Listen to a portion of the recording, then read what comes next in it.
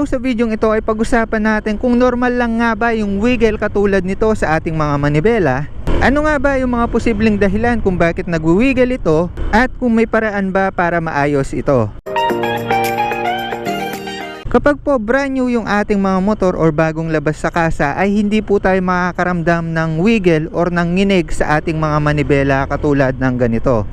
Hindi po ganyan. Kumbaga, kapag nag-no hands po tayo sa brand new na motor or sa bagong motor, ay stable lang po siya at hindi po siya manginginig. So, ibig sabihin, yung pag-wiggle ng manibela is hindi po siya normal or usual na bagay na mararamdaman po natin sa ating mga motor. So, kaya naman, kapag nagkaroon ng time na nagkaroon na ng pag-wiggle sa ating mga manibela, katulad nito, ayan o, ay magkakaroon na po ng paninibago or maninibago na po tayo sa handling ng ating mga manibela at magiging rason para magkaroon po ng bigat sa ating mga kamay. Kung ngayon, pag-usapan po natin kung ano ba yung mga dahilan kung bakit magwi-wiggle or nagwi-wiggle yung ating mga motor. Para mas maintindihan po ninyo ay isa-isahin po natin yan. Pinakaunang rason po kung bakit magwi-wiggle ang inyong mga manibela ay dahil may tama po yung ating mga ball race. So ito yung pinakauna nyong titingnan dahil ito yung naka-major aspect kung bakit magwi-wiggle ang inyong mga motor. So paano ba natin malalaman na may tama na po yung ating mga ball race? Actually, na-vlog ko na po kung paano ayusin yung ating mga ball race at yung senyales na yun yung may sira. So para gawin yon, i-check ay kailangan naka-center stand po yung ating mga motor. Sa paraang pong yan ay may aangat po natin yung ating unahan na bahagi ng ating mga motor or aangat po yung unahang gulong at dadaganan po natin yung part ng upuan or yung likod na part ng motor. At magkakaroon po ng free steering yung ating mga manibela. Kumbaga sobrang gaan po niya kapag ginalaw-galaw po natin. So yan, kung makikita nyo, pag ginagalaw po natin siya is napaka-smooth lang ng liko niya. Ayun o, smooth lang, super smooth. Walang kabig, walang part na parang pumipigil.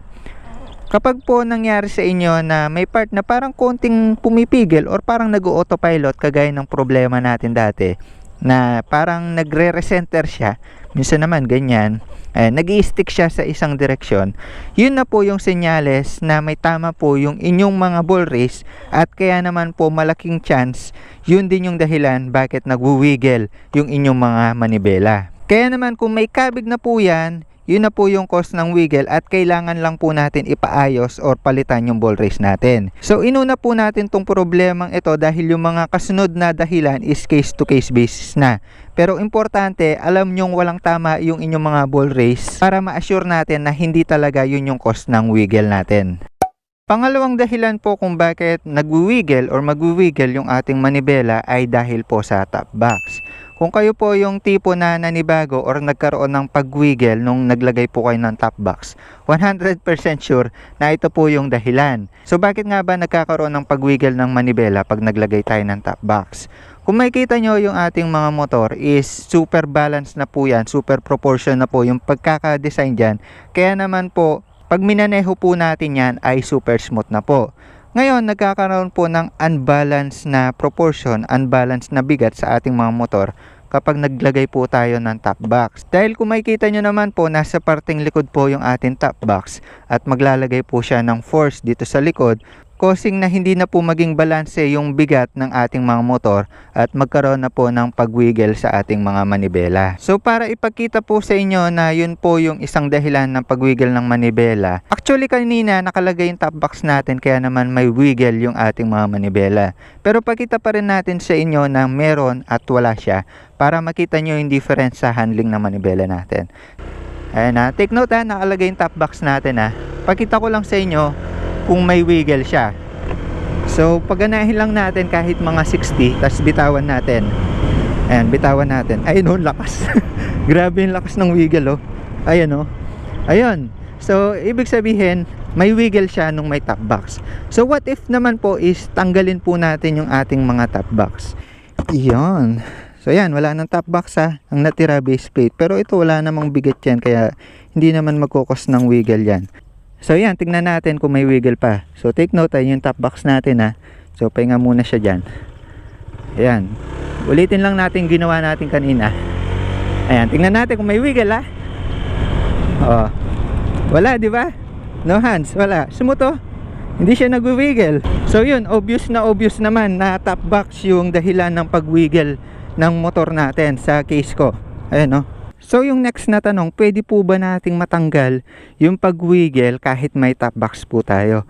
Ang sagot po natin dyan is wala po tayong magagawa dyan. Ito, tatapatin ko na po kayo. Wala po tayong magagawa dyan. Dahil yung top box po talaga is napag-cause ng force or ng bigat dito. Kaya naman wala tayong magagawa sa ating mga manibela. So accept na lang po natin na kapag nagkaroon po tayo ng top box ay mag-wiggle po yung ating mga manibela. Swerte na lang po natin kung naglagay tayo ng top box at hindi po nag-wiggle yung ating mga manibela. Pero usually naman po pag walang laman yung top box, hindi naman sobrang marami laman yan. Minsan hindi naman nag-wiggle eh. Pag sobrang bigat lang yan or pag sobrang daming laman, ayun, dun lang nag-wiggle. Pangatlong dahilan kung bakit mag-wiggle ang inyong mga manibela ay kapag nagpalit kayo ng suspension. Yung shock po kasi natin is super goods na po yan na mag-resist ng shock dito sa likod at magbigay ng magandang rebound para sa ating mga motor. Kaya naman yun yung dinesign ng ating manufacturer na shock para sa ating mga motor. Kagaya ng sabi ko sa inyo, yung dinesign ng ating manufacturer, yun na po yung pinaka-goods at pinaka-proportion sa ating mga motor. Kaya napaka-goods ng handling ng ating mga manibela. Kaya naman po kapag nagkaroon ng wiggle sa ating manibela nung nagpalit tayo or kapag nagpalit tayo ng ating mga rear suspension or ng ating shock, matik yun na po yung dahilan ng pag-wiggle. Ngayon syempre kung nagkaroon man ng wiggle nung nagpalit kayo ng shock, ay basically para mawala po yan is ibalik nyo lang po yung stock ninyo. Swerte nyo na lang din po kung nagpalit kayo ng shock at hindi po nagkaroon ng wiggle yung inyong mga manibela. Pero usually sa pagpili po ng tama at saka branded na shock, pag naglagay lang po kayo ng masyadong malambot na shock, dun lang naman po mag-wiggle yan. Pang-apat na dahilan kung bakit mag-wiggle yung ating mga manibela, kapag po sira na yung inyong mga bearing sa loob. Usually po kasi katagalan or kapag nalulubak tayo, bukod sa ball race, pwede rin po kasing masira yung ating mga bearing dito sa gulong. So kabilaan po yon. Kapag nagkaroon po ng tama yon or hindi na po siya balance, magkakaroon na po ng nginig sa ating pinaka-mags or pinaka-gulong na pwedeng mag-cause ng pag-wiggle ng ating mga manibela. So paano nga ba natin i-check kung okay pa yung ating mga bearing dito sa ating mga gulong or sa ating mga mags? So check nyo lang po, iangat nyo lang din po yung inyong mga gulong.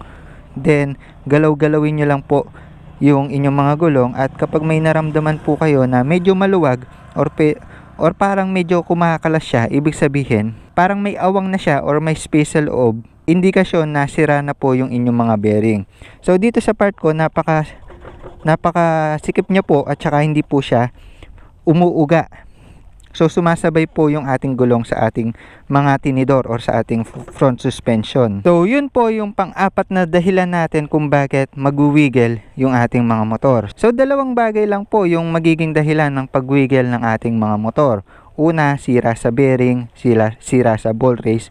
Pangalawa, pagdadagdag or pagpapalit ng pyesa katulad ng top box or ng ating mga rear suspension. Pero kahit anong senaryo pa man po yung mangyari, siguraduhin lang po natin na stable po or makapit yung hawak ng ating mga manibela at wag po tayong magno-no hands or bibitawan yan sa kahit anumang pagkakataon. So yun lang muna para sa video na ito. Sana may natutunan kayo. The more you click, the more you know. Wiggle sa ating mga manibela. Bye-bye!